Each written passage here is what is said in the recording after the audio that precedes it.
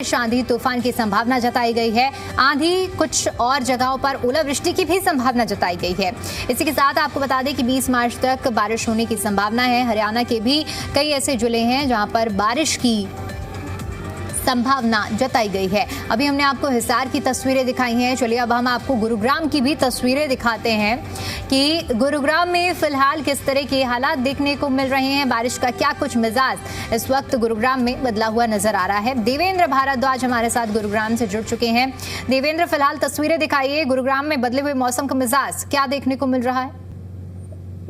देखिए, बिल्कुल जिस तरह से आज सुबह से ही मौसम में काफी तब्दीली देखने को मिल रही है। लगातार तापमान में जो बढ़ोतरी थी उसमें आज हल्की गिरावट देखने को मिली है। कारण यही है कि सुबह से ही सूरज लुका छुपी का खेल खेल रहा है। बादल आसमान में छाए हुए हैं और इस वक्त मैं तस्वीर भी दिखाऊं तो आप देखेंगे कि पूरी तरह से जो चमचमाती धूप इस वक्त नजर आती थी वहां पूरी तरह से अब जो आसमान में पूरी तरह से बादल छाए हुए हैं। और निश्चित तौर पर कहा जा सकता है कि जिस तरह से मौसम विभाग ने अनुमान जताया है कि अगले 2 दिन के अंदर जो बारिश आ सकती है और इस बारिश के बीच कहीं ना कहीं जो तापमान में और गिरावट देखने को मिलेगी। इसके अलावा तेज हवाओं के साथ ये बारिश आएगी और इस कुछ इलाकों में ओलावृष्टि की भी संभावना जताई गई है। इस बीच भले ही मौसम में थोड़ी सी राहत जरूर मिली हो, लेकिन दूसरी तरफ जो किसान हैं उनके चेहरे पर निश्चित तौर पर निराशा छाई रही होगी, क्योंकि जो फसल है, चाहे वो गेहूं की फसल है, वो पकी हुई खड़ी है, कुछ जगह कटाई शुरू हो चुकी है।